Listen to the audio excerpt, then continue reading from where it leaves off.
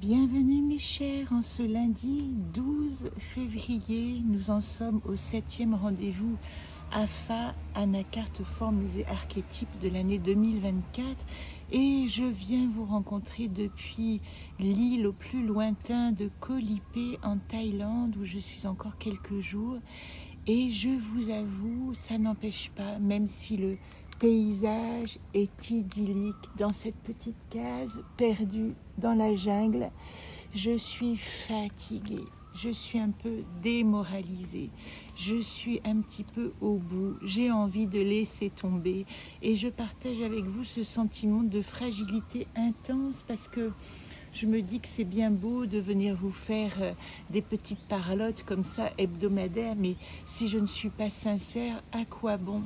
Alors je vais essayer de relier mon état d'âme, on va dire, à cette semaine. Peut-être que je peux partager avec vous, que vous avez vous aussi un sentiment de fatigue et de désappointement en métropole où il fait froid pour d'autres raisons. La mienne, c'est la fatigue, c'est l'épuisement physique au terme de ces 6 mois de chimiothérapie, on va dire de cette année entière de cancer, chimio, radio et d'épuisement du corps qui finit par influer évidemment sur le moral parce que quelque chose est profondément ébranlé. Alors cette semaine, on se penche particulièrement sur les origines des ébranlements familiaux puisque on travaille la sagesse et mémoire avec cette seconde gardienne lunaire, hein, la gardienne de février, c'est celle de la sagesse et de la mémoire. Je vous renvoie à Solune.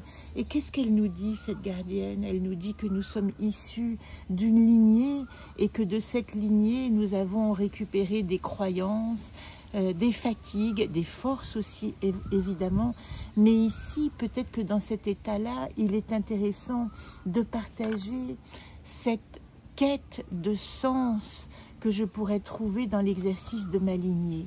Alors, il existe déjà un tirage de ma lignée dans la playlist, je vous renverrai le lien en commentaire sous la vidéo, comment tirer les anacartes avec l'exercice de ma lignée, des grands-parents en passant aux parents, en passant aux oncles et tantes et à la fratrie et tout ce qui constitue la tribu, c'est-à-dire aussi les amis, les cousins, etc. importants. Et puis comment on tire une carte pour chacun. Mais aujourd'hui, j'aurais envie de vous proposer un autre exercice. C'est l'exercice du tirage des 5 blessures. Trahi. Voilà l'acronyme qui parle des 5 blessures et je vous renvoie à mon jeu qui s'appelle le volcan intérieur et qui parlait des blessures de l'enfant intérieur. L'acronyme trahi, il correspond à trahison, rejet, abandon, humiliation, injustice. 5 blessures dont parle Lise Bourbeau, fondamentale. Vous devez connaître certainement ce travail qu'a fait cette femme remarquable. Je l'avais vue en conférence à Bordeaux il y a quelques années. C'était vraiment passionnant. Comment comprendre quelle est la blessure qui nous agite, il nous agite et quelles sont les répercussions sur notre comportement. Alors moi, je vous invite dans ce court exercice à regarder comment vous pourriez, et c'est un travail de projection personnelle, c'est pas un travail objectif de ce qui s'est passé, c'est comment vous ressentez de votre lignée, en partant de vos grands-parents, maternels et paternels, en passant par vos parents, père et mère, éventuellement aux oncles et tantes s'ils ont compté s'ils ont compté dans votre histoire, et puis évidemment les frères, les sœurs, les amis, les cousins, et puis là il y a moi, et si vous avez des enfants et des enfants en âge adulte, c'est intéressant aussi de faire le travail. Le travail, c'est d'essayer d'accoler à chacune de ces personnes qui constituent votre arbre un mot de blessure dans ces 5 mots. Trahison, rejet, abandon, humiliation, injustice. Une fois que vous allez faire ce travail, vous allez voir s'il y a des blessures qui se répètent, à quel endroit. Est-ce qu'elles se sont rencontrées dans les couples? Est-ce qu'elles se sont répétées d'une manière verticale ou alors d'une manière horizontale avec les frères et sœurs de votre père ou de votre mère et puis vos frères et sœurs à vous? Et vous allez avoir une espèce de tableau de ces blessures dans votre famille. Et puis après, tout le travail évidemment intéressant, c'est de savoir vous, quel est le sentiment que vous avez de votre propre blessure. Il y a une phrase que j'ai lue juste avant de préparer cette rencontre de cette semaine de Alejandro Jodorowsky qui dit « Le fruit définit l'arbre et non l'inverse ». Et ça, c'est très intéressant parce que qu'est-ce qu'il nous dit là, Jodorowsky? Il nous dit qu'avec la conscience, on peut devenir guérisseur de son environnement. On peut aussi devenir guérisseur de sa lignée et trouver ce trésor en nous que nous cherchons tant.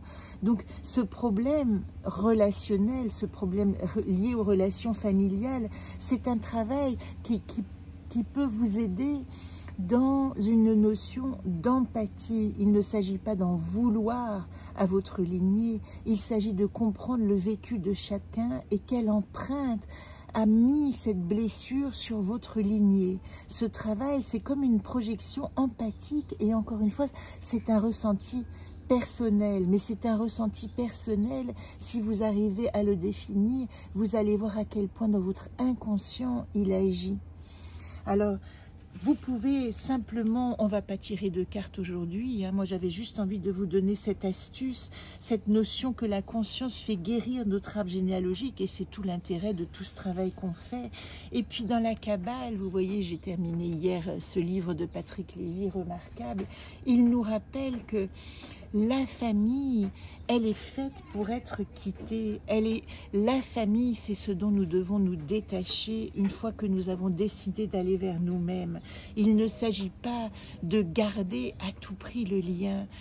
L'amour qu'il y a dans la famille, entre les personnes de notre famille demeure, mais quand le lien est rompu, il s'agit de le voir, parce que si on n'en est pas conscient et qu'on a une relation avec quelqu'un de notre famille, alors qu'il n'y a pas réellement de lien, on ne s'intéresse pas réellement à ce qu'il est, ou on ne se sent pas intéressant, eh bien la relation est vide. On peut garder de l'amour, mais le lien, lui, est vide. Et ce qui est intéressant dans ce travail de blessure, c'est de faire le point sur quels sont les liens qui ont été vidés de leur sens, qui en fin de compte, il y a de l'amour, parce que c'est mon père, ma mère, mon grand-père, de l'amour ou de la haine, hein, on le sait bien que c'est la même chose, mais où le lien a-t-il été rompu? Est-ce qu'il est restaurable? Ça, c'est toute la question.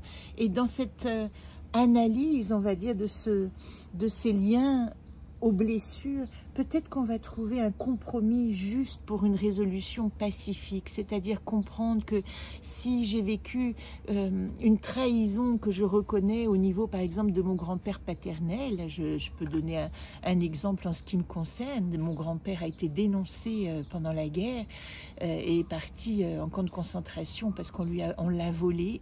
Il y a une trahison et probablement une injustice qui a perduré dans cette lignée. Et je suis forcément marquée par son histoire, mais comment est-ce que moi je vais poser son histoire et raconter la mienne sans être sous l'emprise de sa blessure? C'est tout l'intérêt. Donc là, sans avancer sur un travail plus profond, on peut déjà commencer à aller regarder où sont les blessures.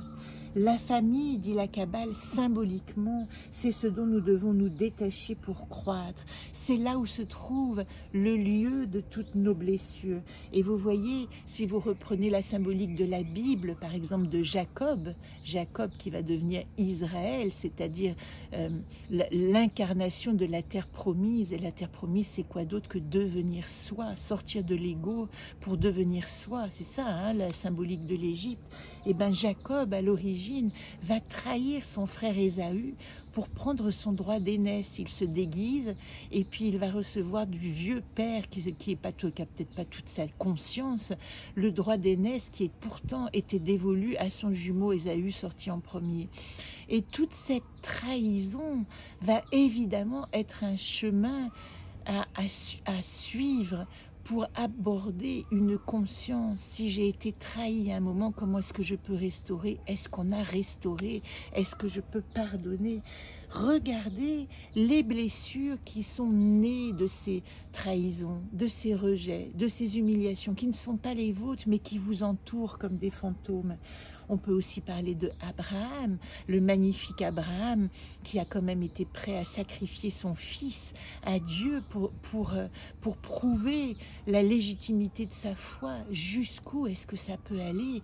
Une légitimité extérieure, jusqu'où peut-on trahir pour sa foi et ses croyances? Voilà toutes les questions qui sont posées. Je voudrais dire aussi au terme de cette petite analyse que j'ai fait un erratum avec le calendrier ésotérique puisque la troisième date était associée à Déméter. J'en parle parce que Déméter c'est la mère, donc dans l'arbre généalogique évidemment qu'elle a un impact important. Et moi je l'avais associée, je ne sais pas pourquoi, au tirage de Prigaud. Alors que la carte que j'ai tirée au moment où j'avais fait le tirage des déesses de ce calendrier ésotérique, c'était Isolde. Et je trouve ça intéressant parce que revoir Déméter, donc la mère, donc notre origine, sous l'angle non pas de Prigaud, vigilance et circonspection, le gardien, mais sous l'angle d'Isolde, de la créativité, c'est peut-être un conseil là qui revient pour laisser à l'autre, dans la famille, dans la fratrie, la liberté d'être. C'est peut-être toute la réflexion de cet exercice de ma lignée que je vous poserai aujourd'hui. C'est comment, une fois que j'ai trouvé toutes ces blessures, je peux laisser quand même à l'autre la liberté d'être. Et puis, je rajoute que, puisque nous en sommes aussi au tirage de la 4e anacarte, en situation actuelle, nous sommes dans l'arbre de prendre, et comme j'ai tiré les cartes avant de partir en voyage, vous voyez, elles sont ici, arbre de prendre, suis-je, me dis, je suis au cœur de mon projet. Évidemment que je ne peux pas m'incarner sans me mettre au cœur de mon projet. Et me mettre au cœur de mon projet, c'est non pas mettre l'ego, non pas mettre mes petites victoires personnelles sur j'ai raison, je veux réussir, etc.